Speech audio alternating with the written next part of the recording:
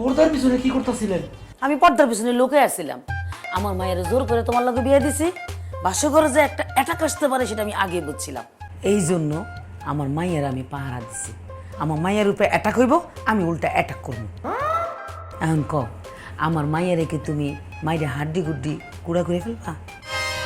কি যে বলেন আম্মা, আমি কেন আমার বউয়ের হাড্ডি গুড্ডি গুড়া করতে যাব? তাকে আমি বিয়ে করছি না, তার হাড্ডি গুড্ডি তার মাংস সবকিছু দায়িত্ব তো এখন আমার। তুমি কি আমার মায়ের ভালোবাসবা? অবশ্যই ভালোবাসবো, সে আমার বউ না, আমি তাকে ভালোবাসতে বাসতে একদম ফতুর করে দিব। আমার মায়ের সারা জীবন সুখে রাখবা তো? অবশ্যই সুখে রাখবো, কারণ বউ যদি সুখে না রাখি তাহলে সে আমারও সুখে থাকতে দিবে না। একদম ঠিক বলছো। আমার মায়ের জীবনে কোনোদিন ছেড়ে যাবে না তো? জীবনেও না।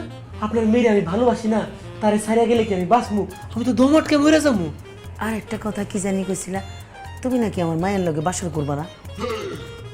এইটা তো আমার দুষ্টামি করে বলছি। এমন সুন্দর একটা বউ আমার